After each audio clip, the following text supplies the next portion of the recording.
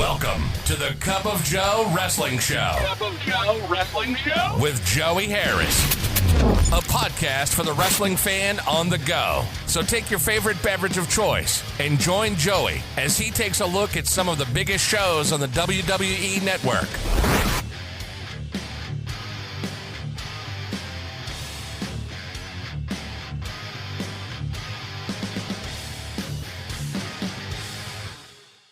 From makeshift studios in the shadow of South Central Virginia, this is the Cup of Joe Wrestling Show, and I am your host, Joey Harris.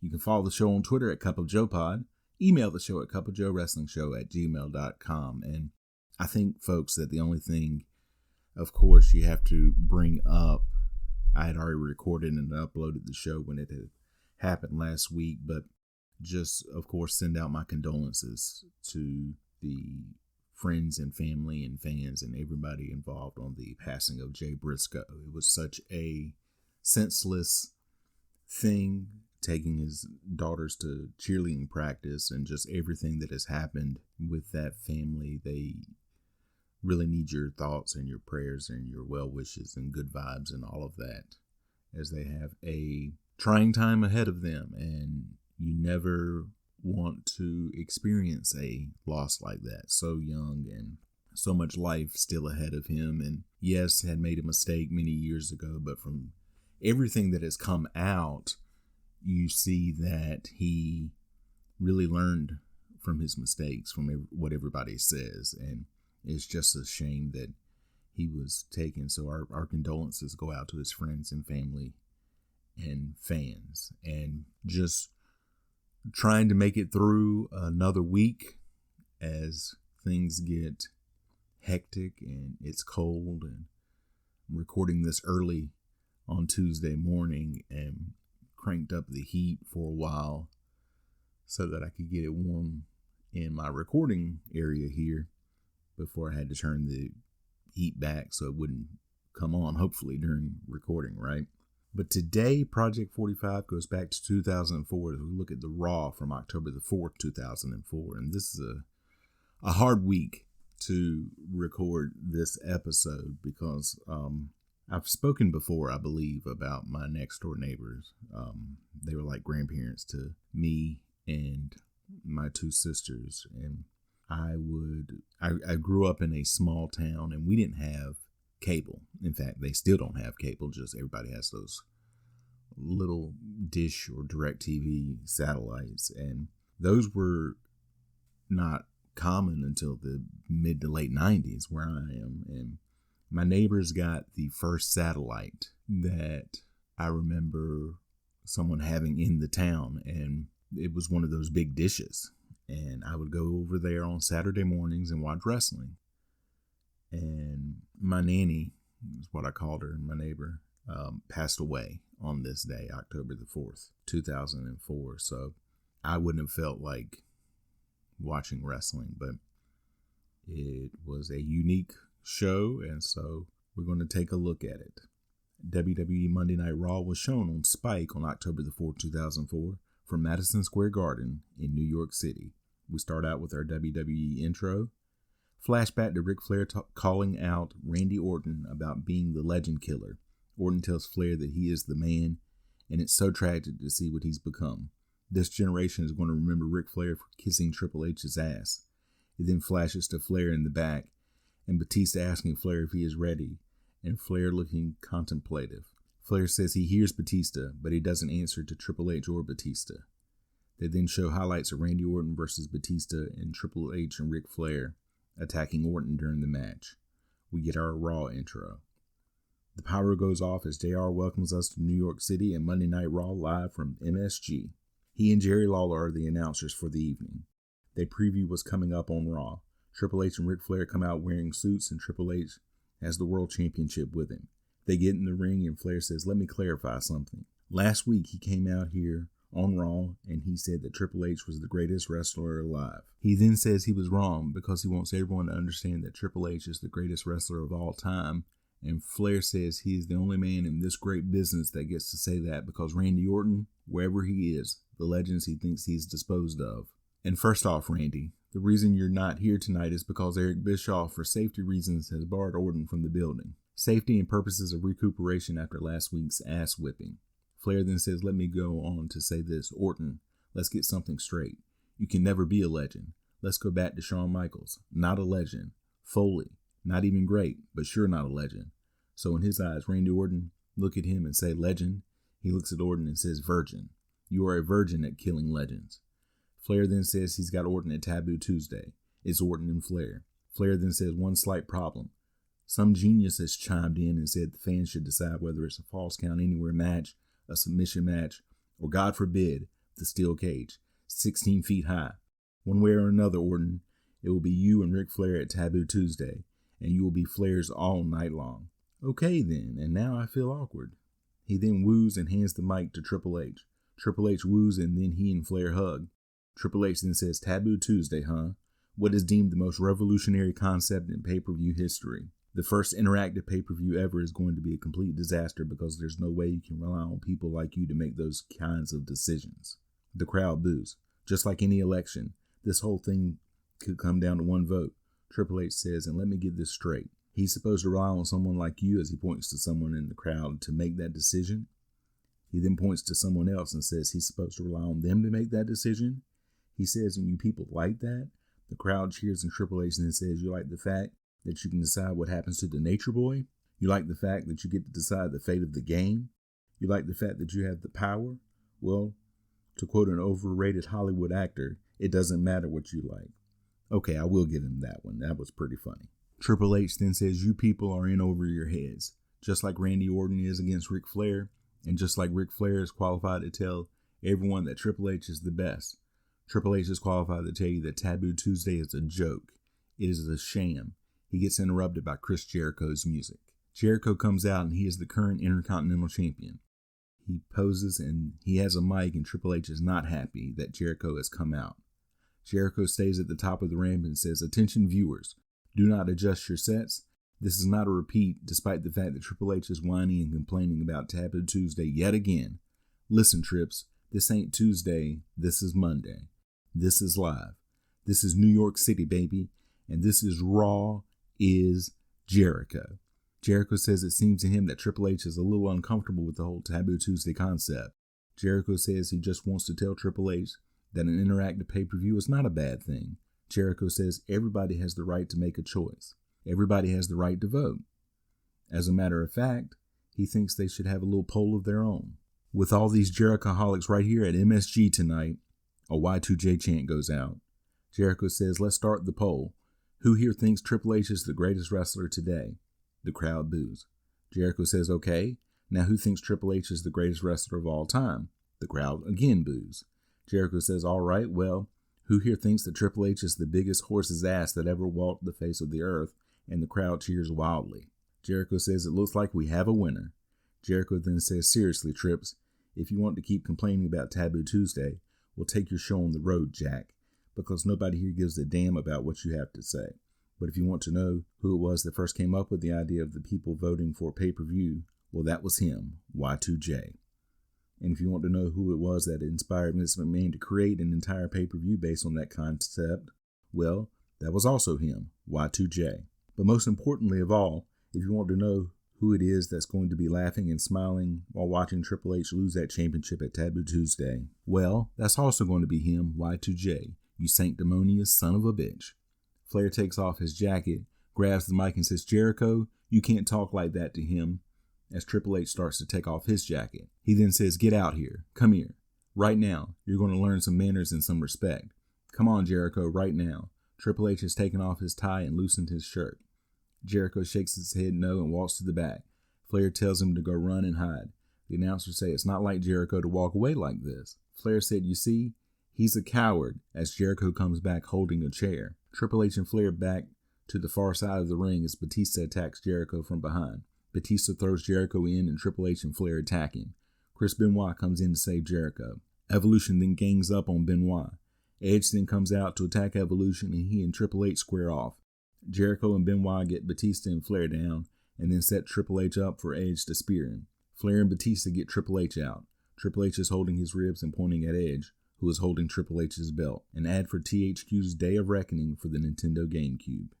Coach talks with Christian, who has Tomko with him, about his match coming up with Shawn Michaels. Christian asks Coach why is everyone making a big deal about MSG, the Mecca, Shawn Michaels' home away from home. See, all that tells him is how ignorant New Yorkers are. See, why does Shawn Michaels get so much credit for his match here at WrestleMania 10, a ladder match that he lost, and Christian does for his match at WrestleMania 20, a match that Christian won? You see, what it is people all over the world hold the torch for Shawn Michaels.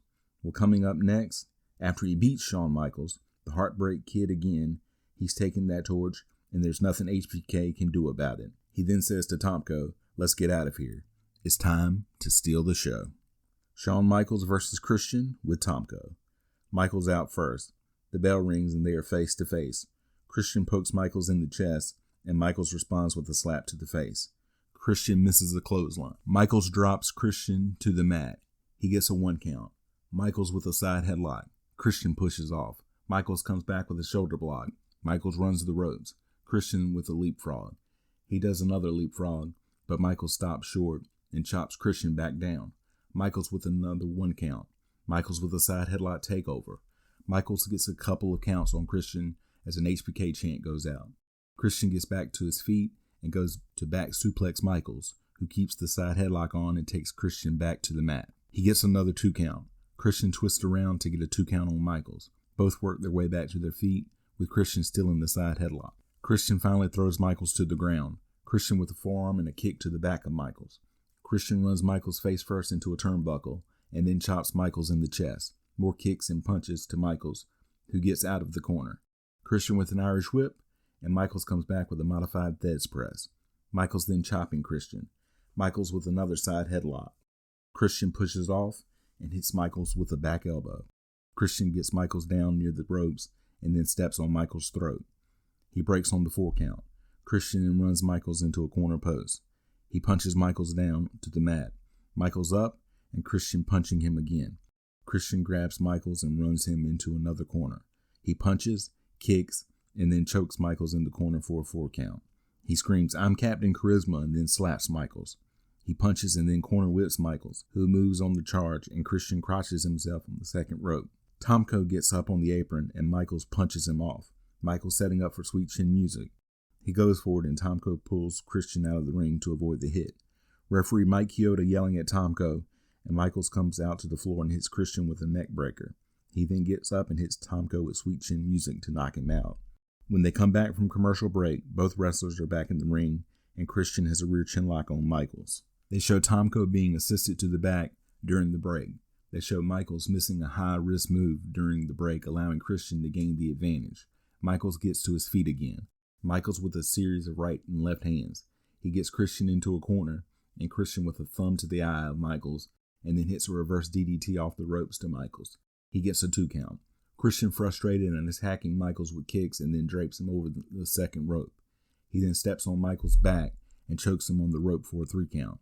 Michaels comes back with a chop, back and forth in the center of the ring. Michaels reverses an Irish whip, but drops his head too early, and Christian kicks him in the face. Christian with a backbreaker to Michaels. He gets a 2 count. Christian is frustrated, but goes to a side headlock. They exchange blows. Christian with another backbreaker. Another 2 count. Christian frustrated as he goes for another backbreaker, but Michaels flips out of it. Double shoulder block and both men knocked down. Double count going. Both men up at the 9 count. Back and forth in the middle of the ring. Christian with an Irish whip, and Michaels comes back with a flying forearm. Michael nips up, hits Christian with an inverted atomic drop, then another one. He gets Christian into a corner and hits some corner-mounted punches. He then corner whips and backdrops Christian and gets another close 2 count. Michaels with an Irish whip. Christian slips behind and goes for the unprettier. Michaels slips out and rolls Christian up for a 2 count. Michaels with an Irish whip and goes for a hip lock, but Christian blocks it and again goes for the unprettier. Michaels blocks that and misses a clothesline attempt. Christian then hits the unprettier. It takes Christian a minute to cover, so he only gets a 2 count. Christian crawls to a corner. Michaels grabs Christian, who hits him with a back elbow to knock Michaels off. Christian goes up top, but gets caught with punches from Michaels. Michaels then backdrops Christian off the top rope. Michaels then hits an elbow drop off the top rope, but he also gets hurt doing the move. He finally gets up and hits Sweet Chin Music and pins Christian. Earlier in the day, Todd Grisham talks with Lita. She says the last 6 months, she's gotten herself into a predicament with both Matt Hardy and Kane, and she regrets that, but she doesn't regret her pregnancy. When she found out Kane was the father, she was devastated. But then she started to feel her baby move inside of her, and she wanted nothing more than to give birth to her baby. Her baby was the only thing innocent in all of this, and now she will never know what her baby looks like. Why are they doing this? This has never worked and isn't going to sell tickets or increase ratings. It's just dumb. Lita says she will never hold her baby boy. Her baby boy was taken away from her. Snitsky took him away from her. Grisham says, speaking of Snitsky, they talked to him and he says Lita losing her baby isn't really his fault. Lita gets angry and stands up and yells, "It isn't his fault? Whose fault is it then? Do you know why she went into the ring? She was tired of seeing people hurt. Kane was going to crush Snitsky's throat, and what does he do? Snitsky hits Kane in the back with a chair, causing her to lose her baby. She has no love for Kane, but for once, she hopes Kane does exactly what he says he's going to do. Make no mistake, Snitsky is a dead man." Eric Bischoff is shown, and he says, "Wow, you do bring up some very good points, but you can trust me. My word is my bond. So I need to know, do we have a deal?" A woman's hand comes out and they shake. Bischoff says, "Very good. And think of it this way. We both get something we want. You get the match you want at Taboo Tuesday, and I get what I need. So I'll see you in the ring later." And they get interrupted by someone knocking on the door. Bischoff stands up and it's Coach. He points and says, "Boss, why is she here? You honestly don't believe that you can trust her, do you?" Bischoff says, "Coach, trust me. What I need you to do is go out in the arena and find my nephew Eugene, because I've got a major announcement regarding my match with Eugene at Taboo Tuesday." Coach says, "Okay." So Bischoff goes back to his guest and says, "All right, now where were we?" I did want to talk to you about Coach is still there, and Bischoff asks him why. Coach says, "You know, boss, here's the thing. You know I'm scheduled to interview Gene Snitsky in the ring next."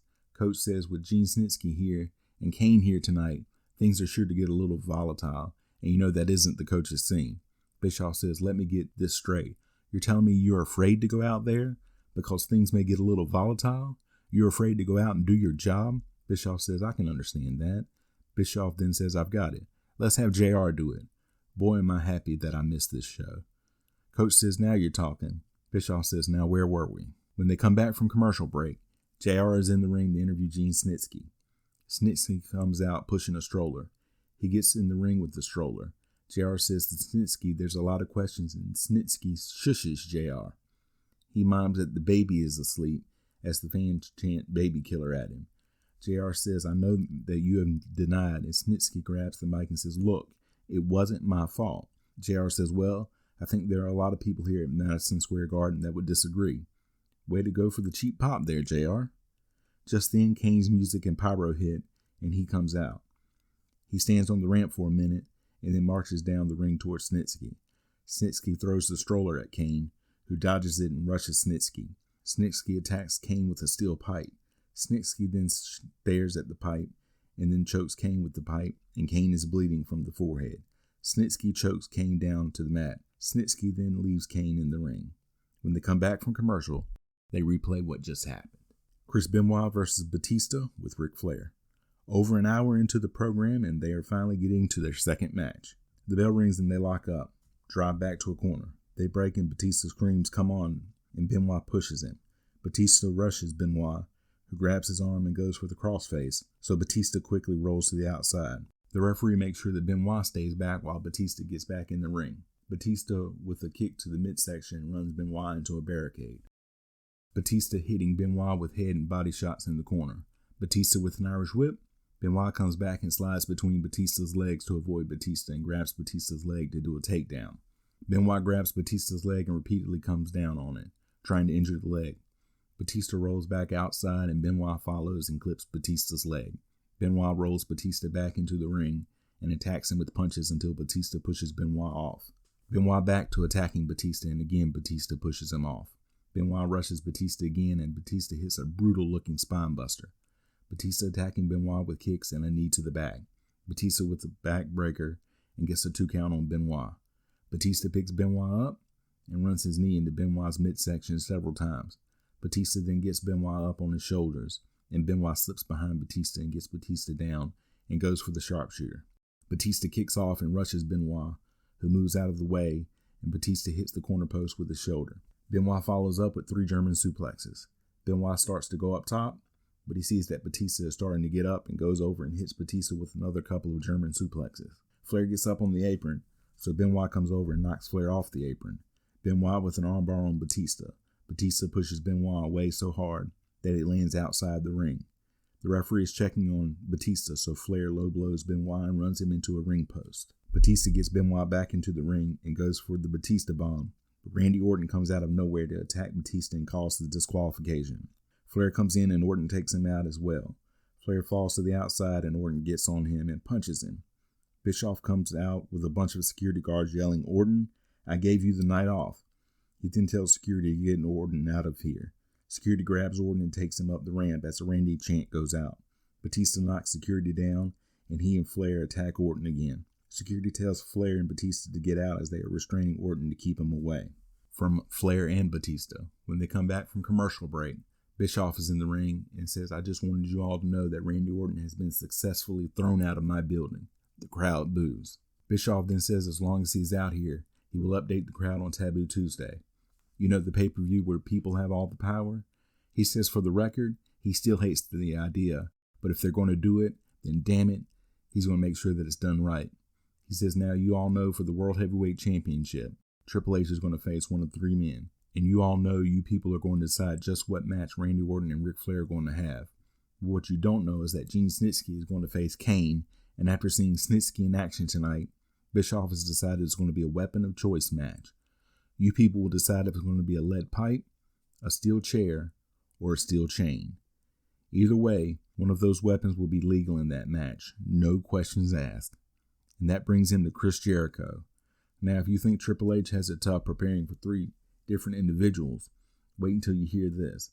Bischoff has decided that every Raw superstar on the roster who is not involved in a match at Taboo Tuesday will be on the ballot and eligible to face Chris Jericho for the Intercontinental Championship. He says, by the way, that's almost 20 people. He says, as a matter of fact, he would like to see those people in his office in about 15 minutes because he's got one hell of a big surprise for everyone tonight. Bischoff then says, last but not least, is his match with his nephew Eugene. He says, you know, the match where you great fans get to decide the punishment for the loser. He means, is the loser going to have to be a servant for the winner? Is the loser going to have to wear a dress? Or is the loser going to get his head shaved? He says, well, I'll tell you something. I've got something very important to say to Eugene. Eugene, get down here right now. Eugene comes out, and I don't care how popular the character was with the crowd. It was in poor taste, and Nick Dinsmore deserved better. He gets in the ring and waves at the crowd. Eugene tries to touch Bischoff's head, and Bischoff keeps swatting his hand away and says, Eugene, I've got something very important to say to you. I know this is going to sound impossible, but somebody backstage has a crush on you. What's even more amazing is she's absolutely determined to come out here and meet you tonight. But I'm sure you don't want to meet her. Do you, Eugene? Eugene nods his head. Bischoff says, oh, you do want to meet her. Oh, well, okay, Eugene. Please meet the runner-up in the $250,000 Diva Search, Carmella. Carmella then comes out and nobody can believe it. She blows a kiss at Eugene and she comes down. She gets in the ring and Bischoff says, see, Eugene, who I think should have won the Diva Search. Carmella has a match with Christy at Taboo Tuesday. You know Christy, the one that all these people voted for. But the difference between Carmella and Christy is Carmella used to be in Playboy. You know Playboy. That's the magazine where he then whispers into Eugene's ear and Eugene looks shocked and points at Carmella. Bischoff says, that's right. You get to see everything. Carmella is here tonight because she just wants to tell you how much she likes you. Go ahead, Carmella. And Bischoff hands her the mic. Carmella says, Eugene, I'm just a little embarrassed right now, but I just need to tell you something. I think you are so hot. Your face, your body. I think everything is so hot. Everything except for one teensy thing. You see, Eugene, I love bald men, and if you were bald, you'd be perfect. Eugene looking confused as Bischoff asked him if he heard Carmella said that if he was bald, he would be perfect. And hey, all these fans, if they vote for us to have the head shave stipulation, and think about it, if you lose on purpose to Uncle Eric and you get your head shaved, Carmella would think you're perfect. So what do you say, Eugene? Do you want to lose on purpose so Carmella can be your girlfriend? Eugene says, yeah. He then says, but one condition. I want my girlfriend to kiss me now. Eugene then puckers up and gets ready to be kissed. Carmella looks pissed. Bischoff tells her to do it.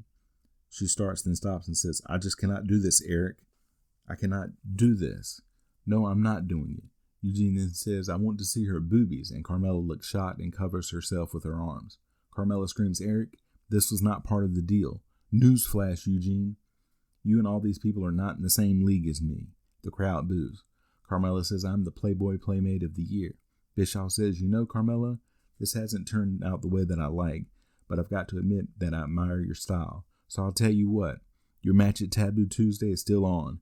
Eugene, he then says, I'm sorry I had to lie to you. If it makes you feel any better, Carmella's not the only one that doesn't like you. Nobody likes you. He gets interrupted by Christy Hemme's music as she comes out. She gets in the ring and she and Carmella go face to face. Christy pushes Carmella down. Carmella gets up and Bischoff has to keep her away from Christy. Bischoff tells her to stay away as Christy goes over and kisses Eugene as the crowd cheers. She then jumps up into Eugene's arms and starts making out with him. They then leave to the cheers of the crowd while Bischoff holds Carmella back in the ring.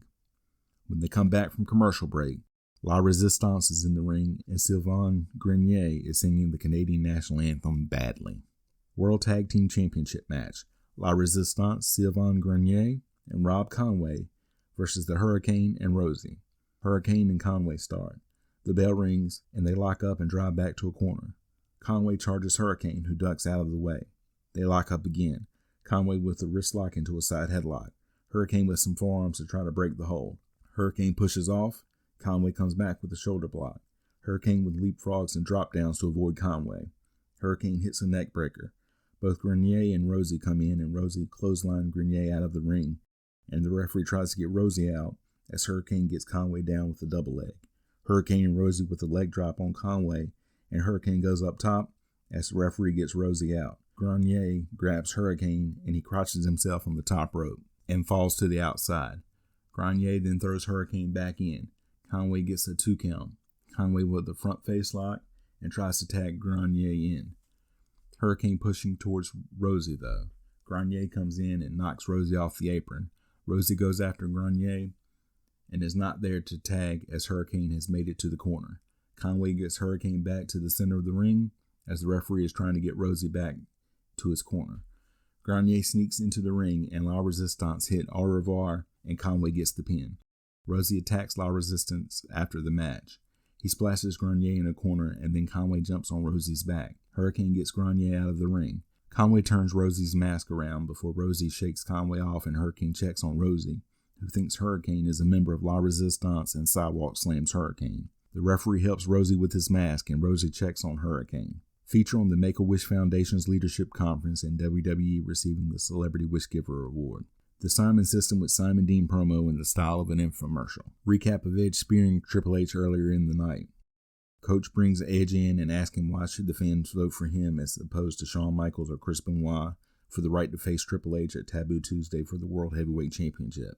Edge says unlike Michaels and Benoit, who have faced Triple H about 1 million times apiece, he has faced Triple H 0 times. Never.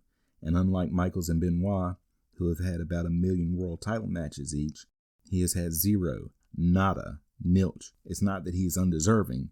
He's been there a long time. Paid a lot of dues, and he's about due. He's a 10-time tag team champion, U.S. champion, king of the ring, 5-time intercontinental champion, wrongfully stripped of the title, he might add. He's been through hell and back, rehabbed through countless injuries just to make it on this ballot. So you ask the question, why should the fans vote for him to face Triple H for the World Heavyweight Championship at Taboo Tuesday? Well, he would say to the fans, whether they are Edge fans or not, that deep down inside, they know out of the 3 contenders, he's the only one that actually deserves it. Everybody not booked are shown in Eric Bischoff's office. Bischoff says, all right, listen up. Make way, please. He says all of you were called here for a very specific reason. He then says, as you know, you all are on the ballot to face Chris Jericho for the Intercontinental Championship at Taboo Tuesday. Bischoff says he has decided to give each and every one of them an opportunity to see Mr. Jericho up close and personal and to observe the audience because he is asking each of them to serve as lumberjacks for tonight's match between Triple H and Chris Jericho. He says Jericho likes to take credit for kicking off the first ever WWE Interactive pay-per-view, where the consumer gets their choice of matches and stipulations. Well, he has decided that each and every one of those gathered will get an opportunity to interact with Chris Jericho.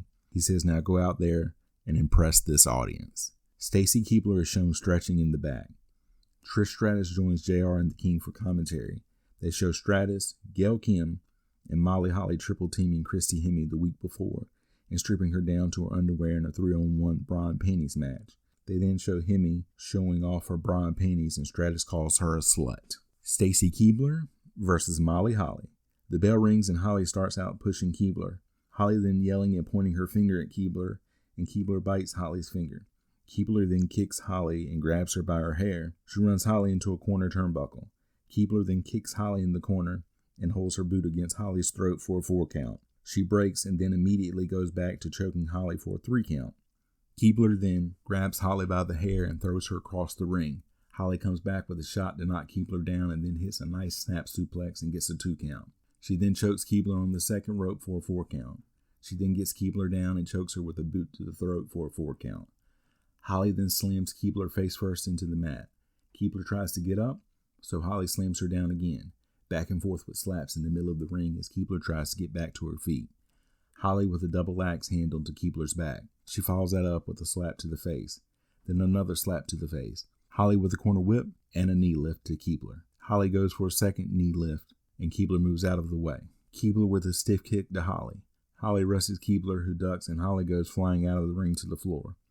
Keibler goes out after Holly, and Stratus leaves the announce desk and runs down to ringside.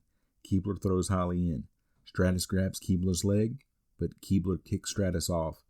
Keibler asks Stratus what she is doing there. Holly tries to roll Keibler up, but Keibler twists around and catches Holly by the legs, drops down, and pins Holly. Stratus gets in the ring, and she and Holly go after Keibler, who gets out of the ring laughing and celebrating as she goes up the aisle. Holly and Stratus start arguing over Holly losing. Lumberjack match. Triple H versus Chris Jericho. The Lumberjacks are the wrestlers on the ballot to face Jericho at Taboo Tuesday. After the entrances and everything, there are less than 7 minutes left on the show. Jericho attacks Triple H from behind before he can take the World Heavyweight Championship belt off as the bell rings. Jericho gets Triple H in the corner and kicks him over and over. Jericho then hits a corner whip and a backdrop, and Triple H still has his title belt on. Jericho then clotheslines Triple H out of the ring. As Triple H gets up, William Regal and Shelton Benjamin take turns punching him. They then throw Triple H back in. Jericho attacking Triple H with shots and chops. He chops Triple H and Irish whips him. Jericho drops his head too early, and Triple H kicking him in the face. Triple H throws Jericho to the outside. Jericho starts punching the Lumberjack, who then all jump Jericho. Jericho fights back to the apron, drives his shoulder into Triple H when he comes over, and does a roll up on Triple H over the top rope. And Jericho goes for the walls of Jericho. Triple H won't go over, so Jericho catapults him face first into the top turnbuckle. He gets a 2 count. Jericho with a chop. Triple H reverses an Irish whip and throws Jericho back to the outside. Steven Richards and Sylvain Grenier both kick Jericho. Christian and Richards throw Jericho back into the ring. Triple H runs Jericho into the top turnbuckle. Back and forth by the turnbuckle. Triple H with a corner whip. Jericho gets his boot up on the charge. Jericho with an enziguri to Triple H. Both men down and a double count going. A Y2J chant goes out. Tajiri not familiar with the concept of wanting to face Jericho at Taboo Tuesday, as he is also clapping and chanting Y2J. Jericho ducks a clothesline attempt and gets a double leg pickup and goes for the walls of Jericho. Triple H kicks Jericho off and he lands outside where he is attacked again. Rhino fights the others off and throws Jericho back in the ring. Jericho runs and baseball slides Rhino, thinking that Rhino was the one that attacked him. Jericho with a bulldog to Triple H. Jericho goes for a lion salt, but Triple H moves out of the way, so Jericho lands on his feet. Batista gets up on the apron, and Jericho knocks him off. He turns around and Triple H sets him up for the pedigree. Jericho counters and goes for the walls of Jericho. He gets it on, and Triple H fighting it, trying to get out. Ric Flair arrives and gets up on the apron. Jericho lets go and hits Flair with a springboard dropkick. Jericho goes up top and crossbodies a group of wrestlers just huddled on the outside to catch him. A Y2J chant goes out. Jericho goes up top again and hits Triple H with the back elbow as he is getting up. Christian gets up on the apron and referee Earl Hebner tries to get him down, allowing Rhino to come in and gore Jericho. Triple H crawls over and pins Jericho.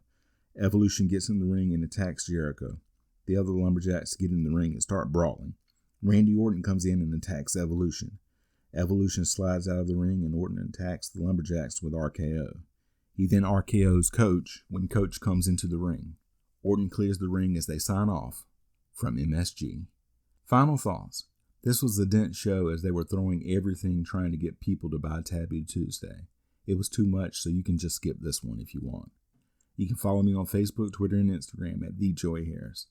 If you like the show, please leave a review on iTunes or Apple Podcasts. I would really appreciate it. You can support the show at paypal.me/cupofjoepod. Thank you for joining me this week. This is Joey saying so long from the heart of Virginia. The Cup of Joe Wrestling Show is a production of Baby Kangaroo Media.